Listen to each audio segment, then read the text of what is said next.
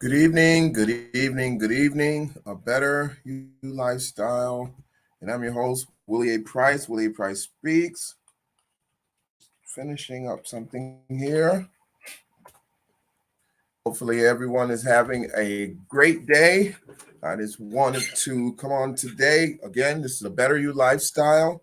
And I'm your host, Willie A. Price. Willie A. Price Speaks. You guys know that today is Sunday, 8 o'clock p.m. We come on every Sunday at 8 o'clock, and we do something different every week. Every week we have a different topic that we cover. Our first week is understanding your year, which is all about understanding who you are and what your specialized skills and abilities are, and how to use those to become successful, and how to generate opportunities for yourself.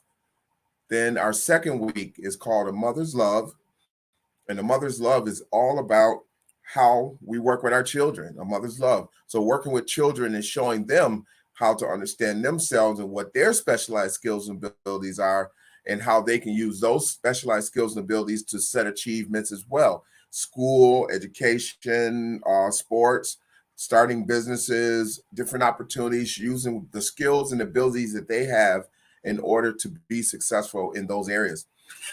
Then our third week is Financially You. And Financially You is all about making money, all about how to generate wealth for ourselves.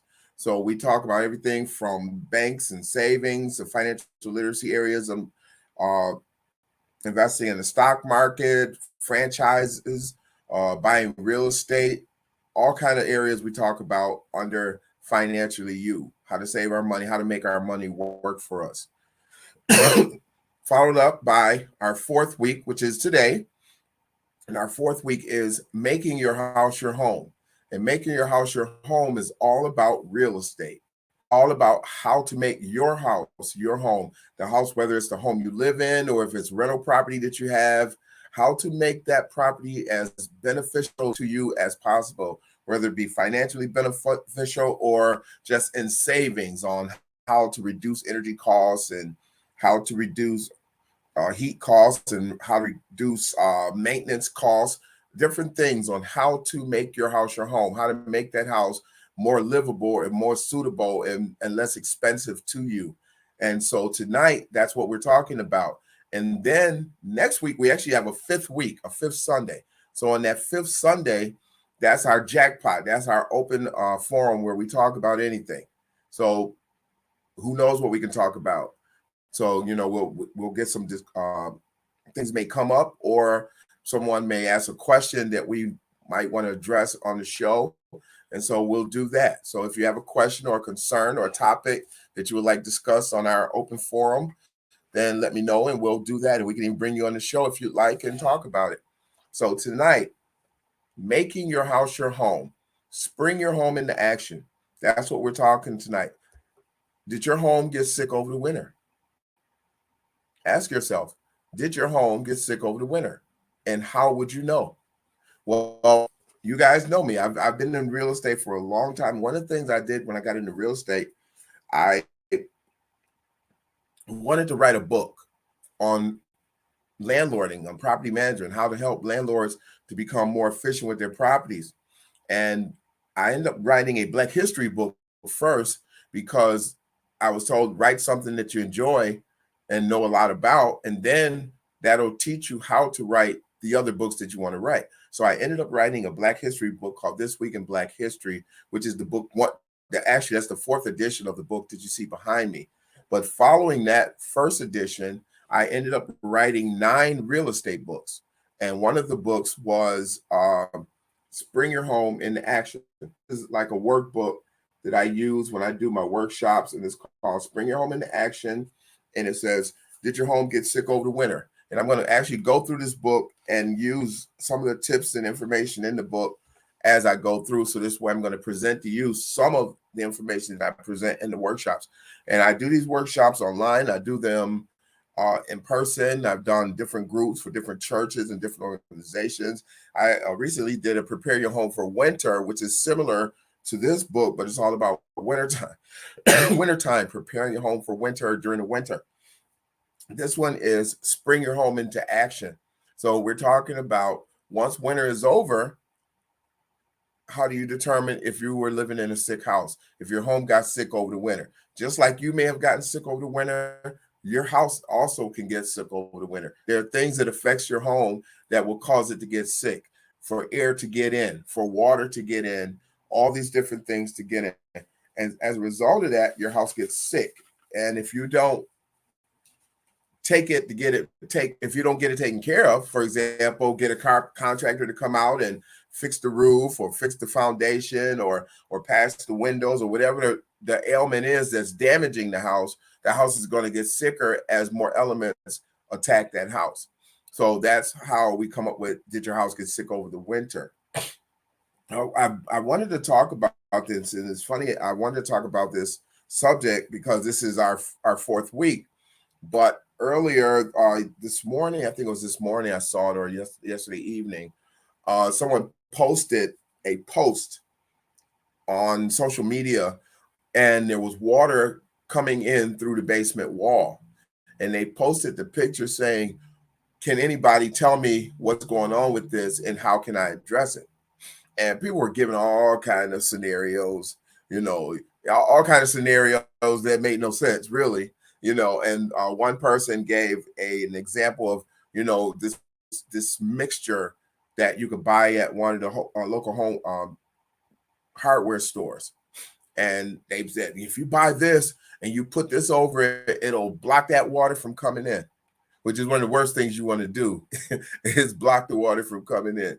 If you have water coming in through your foundation wall, whether it's leaking or if it's pouring in, like this house, the water was pouring in, actually running in through the wall, through a hole in the wall, and was running into the basement. It wasn't like a leak that was just dripping down or something like that. Excuse me, gonna skip that out right now. But it wasn't something like that.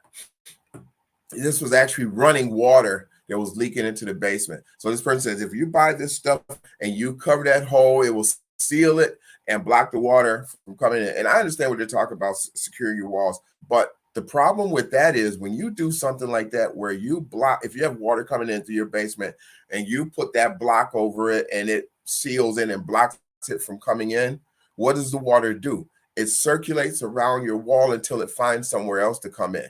But in the meantime, because that water was coming in that area, it's built up in that area. And so now it spreads. So now you not only have the water where you originally was, it starts to spread. So now you have this pocket of water built up behind the wall. And because you've blocked it, you don't know what's going on with it. Because you've blocked it, now that water is saturating your foundation wall. And when I say saturating, what that does is it eats, because water eats into everything. Anything it can get into, it's going to eat through it because it's trying to get through. That's what water does. It penetrates, it deteriorates things. So as a result of that pocket of water that you've blocked and have it behind this wall, what happens is it starts to eat away at the concrete and the mortar and the foundation and the bricks and the stone or whatever else that's in the ground around that foundation, trying to get into the area of your basement. Water just moves. It doesn't really, like, I just want to get her basement. And that's not what it's doing. It's water just moves, and water deteriorates and breaks down materials as it moves to get to where it's trying to go, or get to expand and things like that.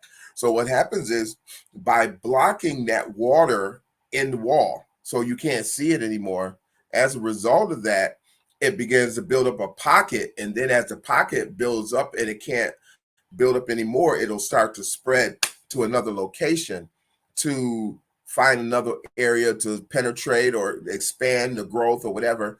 But as a result of that, it's going to start to eat away your foundation wall. And when your foundation wall begins to deteriorate, that's what holds up your house. And if you have a bad foundation holding up your house, what eventually happens? It doesn't hold up anymore, and your house begins to shift, and your house begins to sag, and your house begins to bow, and your floors begin to bow, and your doors don't open and close right, and your windows don't open and close right. You hear a lot of squeaking when you walk on the floors and you go up the stairs. That is all part of movement and shifting in the property. the more movement and shifting you have, the more structural movement you have, which means that you're going to have bigger problems based on that movement. You're going to have bigger issues opening and closing doors. You're going to have more issues opening and closing windows. You're going to get louder and louder squeaks, and you're going to start to see floors bowing and tilting and shifting. All those things will happen just from blocking that water in that wall and not repairing it. Now, this back to this lady who had the water running in her wall. I like I said, I was reading all these different comments and people suggesting all these different things to her. And when I said to her, looking at it, I kind of knew what was going on. I said, more than likely, because of the way that water is running, it's probably the water pipe or the water line that's coming into your house is broken in the ground. It's broken in the ground, and the water is pouring out into the ground, and now it's coming into your foundation wall because it's found a hole where, again, that water's traveling because it's just trying to travel. It found a hole in your wall that it could come through and leak into your basement. So this water was running into this person's basement. And so I said to them, I said, more than likely you have a broken water line at your home, and you need to get that addressed. Because if that water line, again, same thing, if that water line is broken and now the water is pouring into your house, that means that water had to expand enough in the ground to cause the soil to move, to make the soil weak. And so as a result of that, as it got closer to the home, it made the ground around the foundation weak, which again makes the foundation weak. And then I was looking at the pictures, the video, as she was showing, the person was showing, I kept saying she, but I'm not sure if it was a man or a woman, I don't remember. But as I was looking at the pictures of this foundation wall where the water was coming in through this woman's back wall, I was looking up above where the leak was, and you could see water spots and water dripping down higher levels on that same wall, which means, again, what I said earlier, there's a pocket of water that is built up behind that wall. And now that water is not only coming in where that big hole was, that it found a hole that could come in, the water is also coming in through those spots that were up higher, which means, like I said earlier, the water is deteriorating the foundation wall and the concrete, and now it's going to loosen up that concrete to the point where the foundation is going to start falling shift.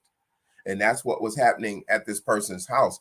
All that from visually seeing that video, a short video of what they posted asking, what is this hole and why is this water coming through it? Can anybody tell me?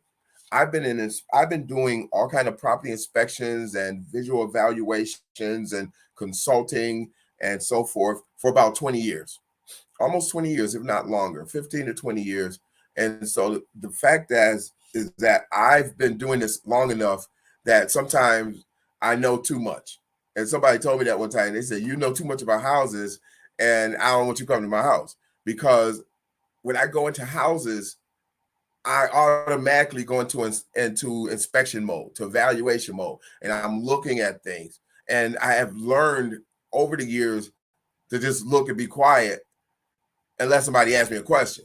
But other than that, don't say anything unless I think it's like an emergency, unless I think it's something really, really important that could help that person. Other than that, I keep my mouth shut. Because I went to a person's house one time years ago with my ex-wife, and we were invited to someone's house for like a get-together event, and they had this new home. Well, not a new home, but it was an older home, but it was like, it just purchased it. And they invited us over, and I'm at the property, and I walk in, and I see water stains on the walls, and I see areas where it was leaking around the radiators, and I see all these things that if they hadn't inspected, I don't know who inspected it, but they didn't do a good inspection because they should have pointed those things out so they could have addressed them. But, this is what I do. And so my wife was like, you got to stop doing that because people are not going to want us to come to their house. So I ended up learning how to control myself when I go to people's homes because this is just natural for me. I've done every type of inspection you can think of. I'm a certified lead renovator. I'm a New York State licensed asbestos, former licensed asbestos inspector, BPI certified weatherization inspector, HUD inspectors, inspected multifamily HUD properties all around the country. I've done health and safety inspections for HUD. I've done health and safety inspections for attorneys on trip and fall cases. I get called to come out and look at properties where a person may have tripped and fell on a property, and the attorney pays me to go out and evaluate and determine if it was something that could have been avoided, or the owner's responsibility or property owner's responsibility. And so I go to like department stores and malls. I've done inspections in the malls for them. I've done properties out on the streets, in the city streets. I've done all kind of inspections. So I mean, this is what I do, and I do this because this is something I do. I enjoy doing it, but it pays the bills, and I enjoy it because I learn a lot about inspections and about housing and about all the different things, and it allows me to help people by doing workshops like this and presentations like this. So we're going to get back into, because I've spent a lot of time on this and I didn't mean to spend that much time. Did your home get sick over the winter? Some of the things you want to do, and I'm just going to kind of go through some of the things you want to do. If you haven't had, and people think once they've been in their home, there's no need for a home inspection. They got it inspected when they bought it. We've been living here 5-10 years. We know our house. You should get a home inspection, or what is called a maintenance inspection. And that's not because I do it, because normally sometimes I won't even do them. It's just I'm recommending them because this is going to help you to do what is called preventive maintenance. This is going on an inspection on your home every 3 to 4 years, every 2 to 3 years, 3 to 4 years. I'll say 3 years, 3 to 4 years. Every 3 to 4 years, if you get your home inspected, that inspector can come through and do a what is called a maintenance inspection. It shouldn't cost as much as a home inspection, but they're going to come out and do what is called a maintenance inspection, which will give you some idea of areas that might need attention in your home and allow you the opportunity to do it. And springtime is, like I said, a great time to do it. And just before winter, like around September, is when we normally do our other workshop. So like August, September is when we do Prepare Your Home for Winter. But Prepare Your Home for Winter is all about showing you energy savings, how to make the house more energy efficient.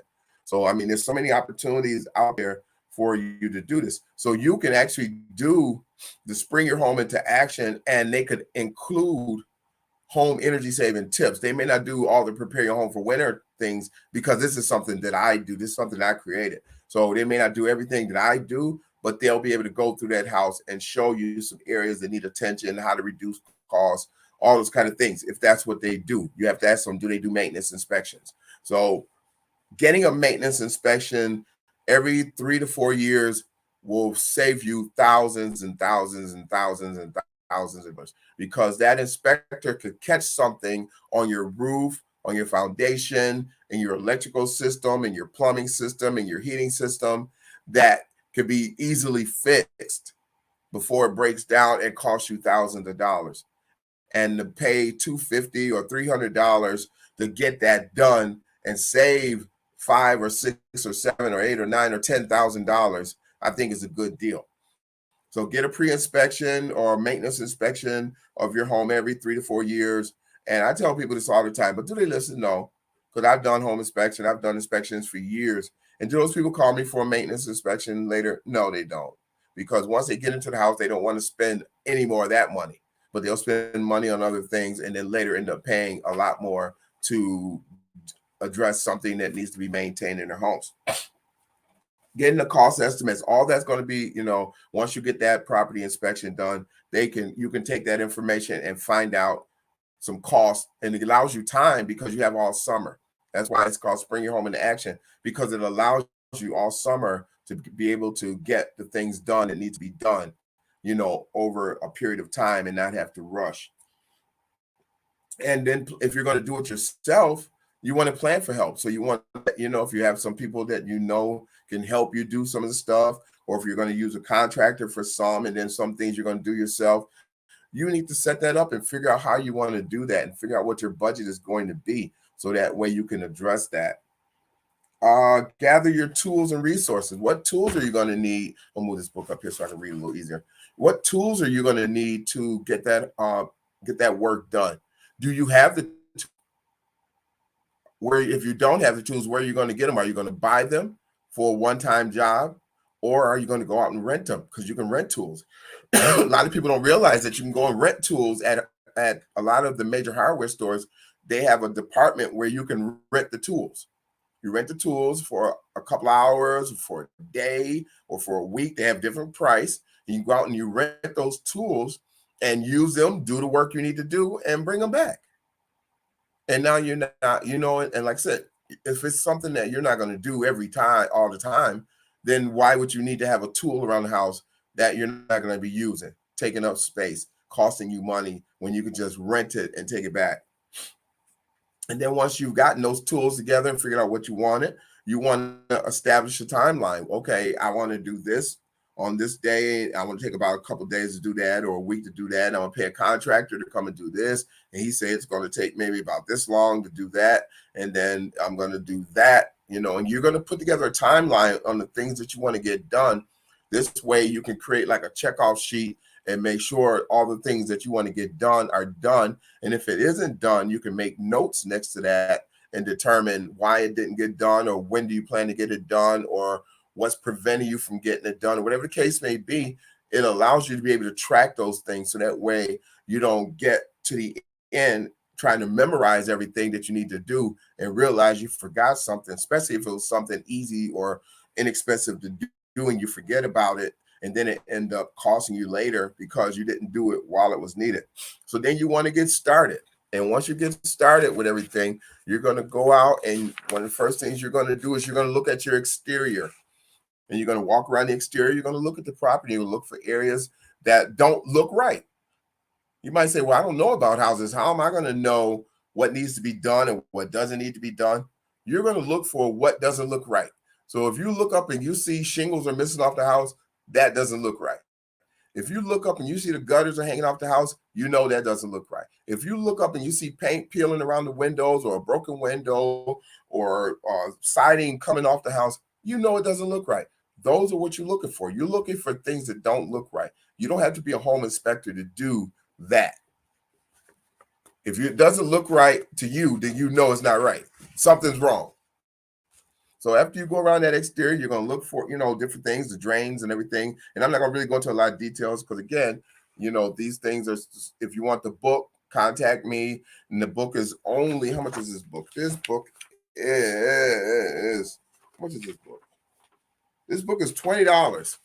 This book is $20, and most of the times I sell it for $15 because I just sell them. But it's a $15. It's a $20 book. I sell it for $15, and you're paying for the information that's in there and the guide that it gives you to walk through your property and check for things that need to be done. It's a very helpful book. That's why I created it. So you can walk around that exterior. You'll look at the exterior condition of the property, and then once you've looked at the exterior, you're going to do what needs to be done in the exterior, and you're going to look at the attic condition. So you're going to go from the inside, and you're going to go upstairs, and you're going to work from the attic down. So you're going to look at the attic area because there may have been some things you saw on the outside. You may have saw some areas around the chimney that didn't look right. You might have saw some shingles missing. You may have seen the gutters hanging. So now when you go up into the attic, you're going to look where you saw on the chimney. You're going to look at see any water coming in, if there's any light coming in. If you see light, then there's water that could come in through that hole.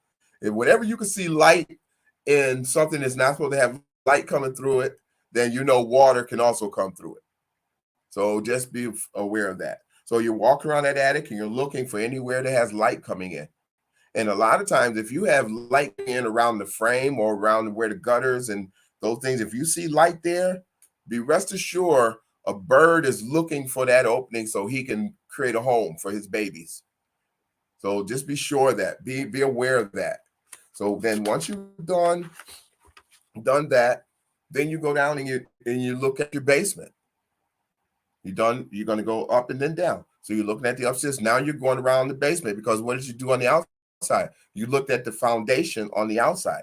And so when you go into the basement, you're going to walk around that basement and you're going to look at the basement conditions. You're going to see water coming in through the walls. You're going to see if any walls look like they're curving in or curving out. You're going to look to see if you see any light coming in around the windows or around the walls, or any gaps or any large gaps or cracks. You're going to look for all these things. Again, if it doesn't look right to you, then you know something's wrong.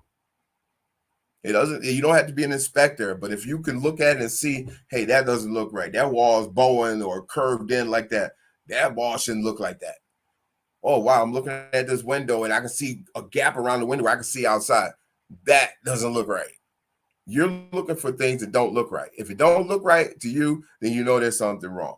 And then you're checking your hot water tank and you're making sure that it's set up, you're set up properly. And when I say set up properly, that is all the vents are connected into the wall, the pipes are, going where they're supposed to go, and that you don't see any corrosion or leaking on those pipes. So you look at those pipes and see, if you see water stains on them, then you know there's some problems going on, because there should not be any water stains on the pipe.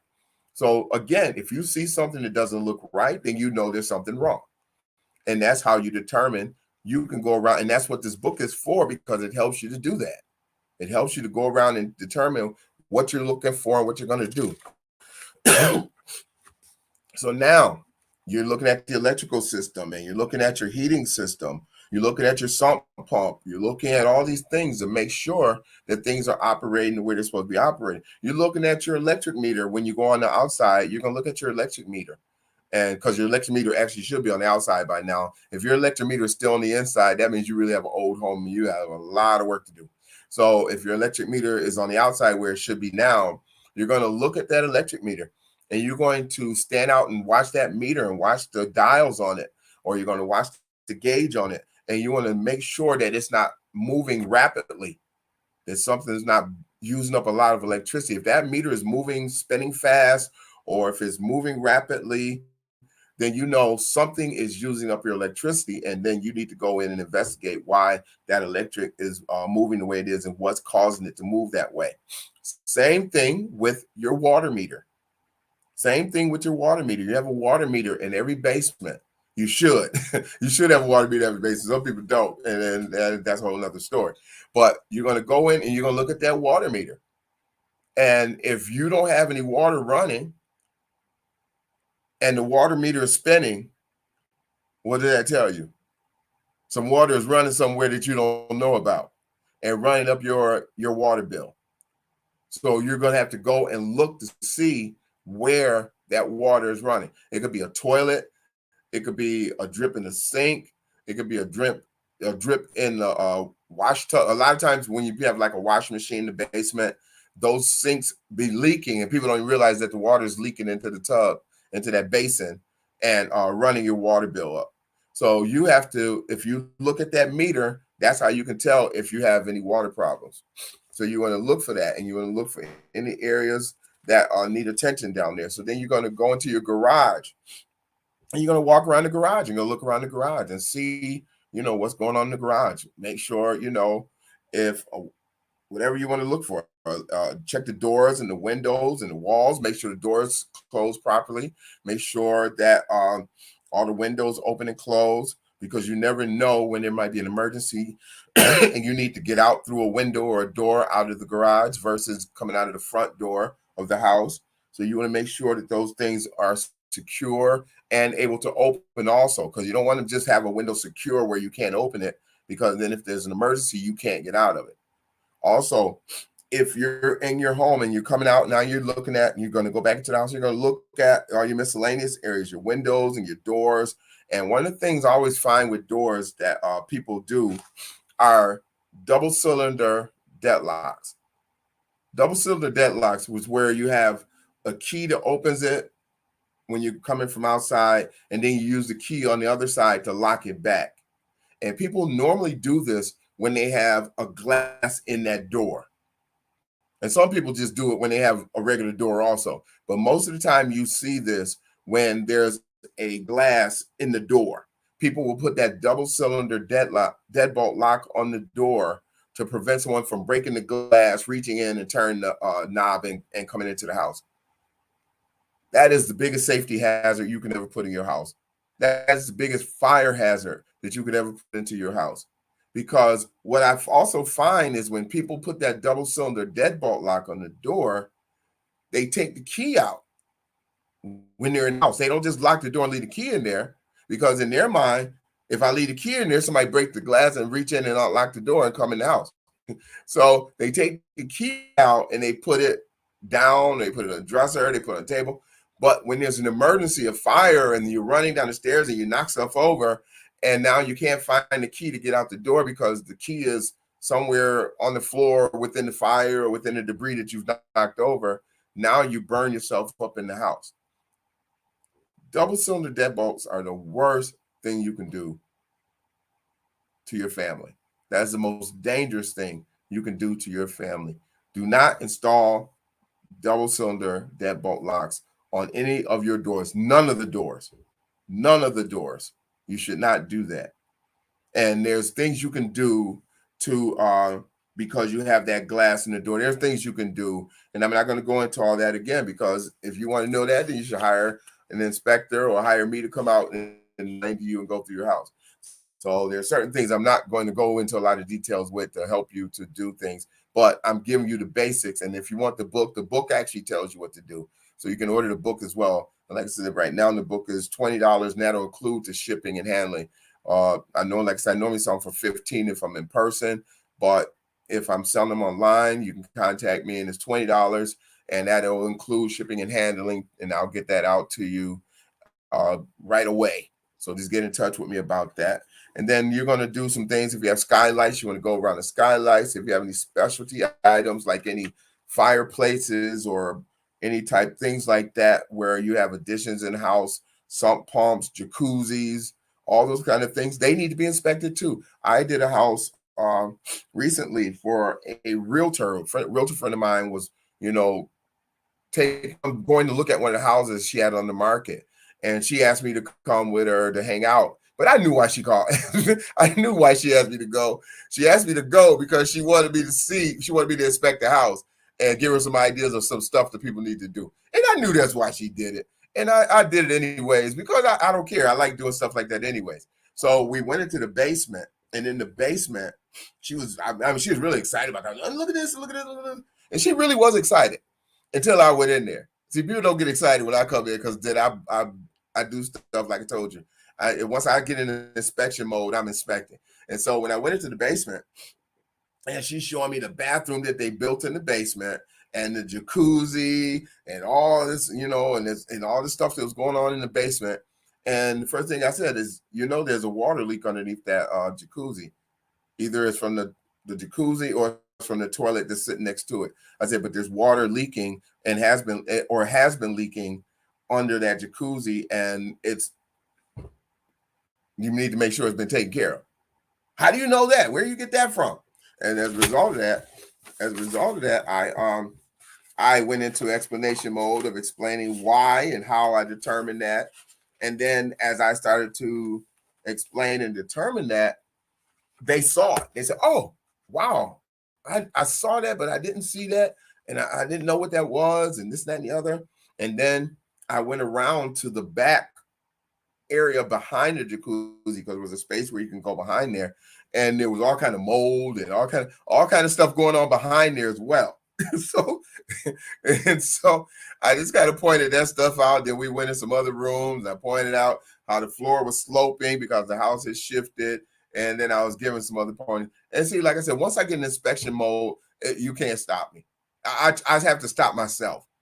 And a lot of times I'll just stop myself because I know I'm not getting paid for it. So I'll give you some tidbits, because people know what I do and how I do what I do. I've been doing this for, like I said, almost 20 years. And so for me, it's second nature for me to walk into a home and you ask me a question and I can give you details and explanations. And it's not because I'm a know-it-all, it's because I know so much about so many different things. I've taken so many different courses and trainings and inspections that it becomes second nature to me to be able to point things out. Because when I do weatherization inspections, they teach you so much about energy and how to reduce energy and how to save energy and how to secure, how to seal things up. And then you take lead inspections, you learn about all the different areas of lead and how it affects and so forth, and asbestos, what's in asbestos. what items have asbestos in them. So I mean, I learned so much in so many different areas that when it all comes together, I know so much about so many different things in a property that is ridiculous. I go out and do stuff with contractors, and contractors will go through a house and say, "Oh, this is great," and then I'll start laughing. I'll point out something to them. They had not a clue. They have a clue because they don't do what I do. They look at maybe the construction and how it's built. I look at, okay, it's built like this, but did they build it right? It's installed over here, but did they install it right? And that was one of the things. The contractor took me out because we were going to check to make sure these people installed a furnace. And one end, the guy was like, "Oh yeah, they did the work. We just need to look at it to make sure that it's installed and we can get them paid." So we go to the house and he's like, "See, there it is. Yep, it's good. Looks good. It's connected. It's working. Da da da da." And I looked and said, as soon as I saw it, I said, "No, that's not right. They didn't install that right." And then I explained to him why it wasn't installed right. And he called the heating guy, and the heating guy didn't think anybody would catch it because, again, a lot of times, unless you're a heating guy, a heating person, or do HVACs, you wouldn't have known that it wasn't connected right. But because I do these different inspections and different things with property evaluations, I picked up, as soon as I saw it, I picked it up. And so he had to call the guy. And when he called the guy knew he did it. The guy knew what he did because he's kind of cut corners because he didn't want to have to cut the pipes the way it's supposed to went to go do where it's supposed to go to. So he had to come back, which would have, if he'd have done it in the first place, it'd have been fine. But he didn't think anybody was going to catch it. And so he had to come back, reconnect everything the way it's supposed to be connected. And then when I came back, actually they sent pictures, and I saw that it was connected the way it's supposed to be connected because I could see it in the picture. And then they were fine. Then they can get paid. But you don't get paid till I sign off on it and approve it. See, that's what my role is. They'll call me out and say, "Hey, they did this work. Can you come look at it and tell us if they did it right?" And then I come out and I look at it and make sure everything is done the way it's supposed to be done.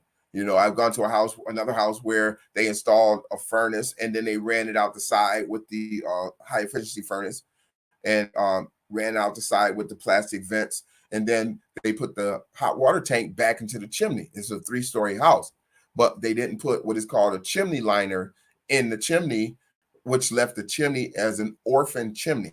And the orphan chimney means it's just that, an orphan, one by itself, which means that hot water tank isn't strong enough to push the carbon monoxide up 3 stories and out the chimney. So it creates a carbon monoxide hazard. And so when we were meeting with the contractor, the HVAC person, and I said to them, we're all saying he's pumping his chest because of what he did. He did the work that I said, "Well, you do." I said, "You do know you left an orphan chimney over there." He looked at me because he had no clue. He was like, "How the hell you know what an orphan chimney is?" And see, that's what I do. That's why people hire me, and that's why they're not paying me an hourly rate or whatever for what I do. They're paying me an hourly rate when they bring me out for what I know, my experience, 20 years of experience of doing things. So when I say to people, if you want to know what's going on with your house every 3 to 4 years and you want to have a maintenance inspection done, like I said, it normally costs anywhere from $200 to $300. It's not as much as a home inspection, but I'm giving you detailed information about how and what to do to make your house last you that 15, 20, 30 years that you're planning to live in that house, and helping you to keep that house updated. The same way you take your car and get it maintained, same way you go to the doctor and get an annual checkup, you should be getting an annual checkup or a biannual checkup or every 3-year checkup. But we don't, because we want to be cheap and we don't want to spend money, but we'll go buy cars and houses and clothes and jewelry, but won't fix up where we live, the house over our head, and make sure that it gets a checkup also. Did your home get sick over the winter? That's how that title came about. The same way you get sick, same way your house can get sick. Again, my name is Willie A. Price. Willie A. Price Speaks. Bring your home into action. The book is $20. You can email me or text me or contact me or on this post and find out how to get the book if you want. It's $20. That includes shipping and handling. If you want a maintenance inspection for your home, if you're within 100 miles of Buffalo, I'll say, no, not 100 miles. I'll say as far as Rochester, I'll come out and do a maintenance inspection for you. So hit me up and let's see what we can do. You guys have a blessed day. Have a blessed rest of your weekend. Have a blessed rest of your weekend. Stay safe out there. Be prepared. Be aware of your surroundings. Trust and believe in yourself and in God, and all things will be possible. You guys have a good day, and I will see you later.